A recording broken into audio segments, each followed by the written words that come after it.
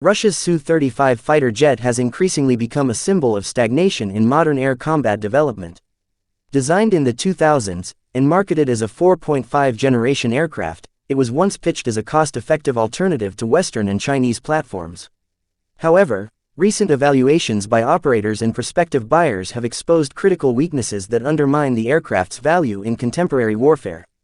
One of the core issues lies in the Su-35's outdated radar system. It uses a passive electronically scanned array, PESA, known as the Airbus E, which is based on older gallium arsenide technology. This makes it more vulnerable to jamming and significantly less effective than the active electronically scanned array (AESA) radars used in Western and newer Chinese fighters.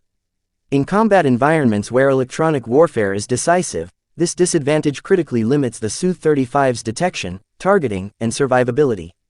The aircraft's electronic warfare suite also lags behind competitors. Designed to counter missile threats and radar detection, the system is no longer sufficient against modern jamming techniques. Tests and field feedback have shown that it struggles against advanced countermeasures now common in major air forces, reducing its effectiveness in high-threat scenarios. The engines powering the Su-35, the AL-41F1S, are powerful but inefficient. They emit a high infrared and acoustic signature, making the jet easier to detect and track. Additionally, they consume fuel at a rate that limits range and mission flexibility compared to newer Western engines, such as the General Electric F-110 or the Eurojet EJ-200. In operations that demand endurance and stealth, this becomes a strategic liability. The Su-35 is also heavily dependent on external support assets, particularly airborne warning and control systems (AWACS) for full situational awareness. This reliance reduces operational autonomy in environments where such support may be degraded or denied. In contrast, competing fighters like the Rafale or J-10C offer integrated solutions with AESA radars and electronic warfare systems that allow greater mission independence. Recent geopolitical developments have exposed further weaknesses in the platform's market position. Egypt, once seen as a major buyer with a $2 billion contract for 24 units, cancelled its order after evaluating the aircraft's radar, EU, and engine deficiencies.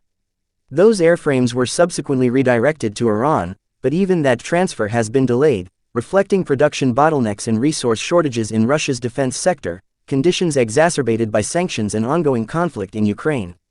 The Su-35 has also suffered in real-world combat. Open-source intelligence suggests Russia has lost dozens of Su-35s in Ukraine due to improved ground-based air defenses and insufficient electronic protection. These losses, combined with the jet's high cost and outdated systems, have led several countries, including Indonesia and India, to abandon or scale back procurement plans. Despite efforts to promote the Su-35 as a proven air superiority fighter, its declining technological relevance, logistical vulnerabilities, and poor survivability have made it less attractive globally. Russia's attempts to sustain the jet's export success are failing in a market that increasingly demands network-centric, low observable, and multi-role platforms capable of surviving in heavily contested environments.